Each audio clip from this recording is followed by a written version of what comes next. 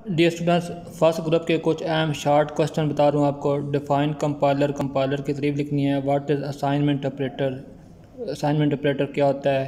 Printf function का इस्तेमाल लिखना है। व्हाट आर कीवर्ड्स, कीवर्ड्स क्या होते हैं, और वेरिएबल डिक्लेरेशन से क्या मुराद है।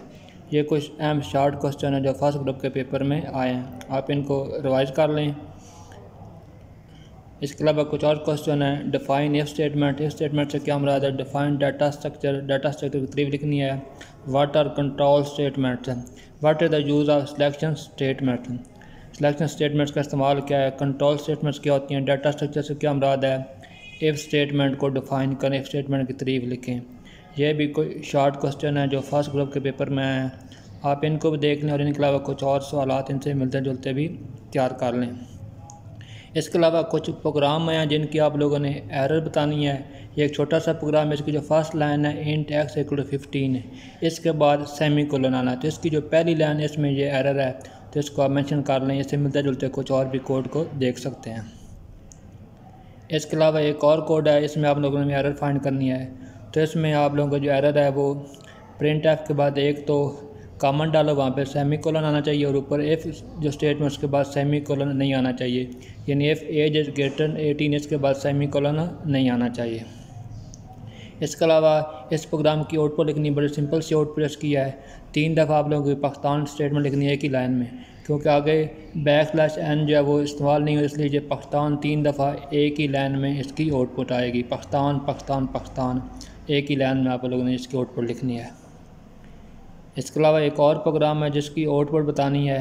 तो इसकी आउटपुट सिंपल सी बनती है यस, क्योंकि ऊपर जो कंडीशन है वो फॉल्स हो जाती है, तो प्रिंट एफ नो वाली स्टेटमेंट नहीं चलेगी, बल्कि प्रिंट एल्स के बाद जो स्टेटमेंट है वो चलेगी। यानी यहाँ इस प्रोग्राम की आउटपुट आएगी यस। इसके अलावा कुछ और शॉर्ट क्वेश्चन है। यूजर डिफाइन फंक्शन और बिल्ट इन फंक्शन के दरमियान फ़र्क बयान करना है।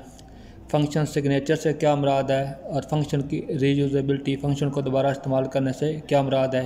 इसके अलावा फॉर लूप का स्ट्रक्चर भी लिखना है आप लोगों ने। तो इन सवालात को भी तैयार कर लें। ये कुछ शॉर्ट क्वेश्चन थे जो आप लोग तैयार करने हैं। इसके अलावा आगे मैं कुछ आपको लॉन्ग क्वेश्चन भी बताता हूँ जो आपको पहले बता चुका हूँ, वो भी तैयार कर लेने हैं।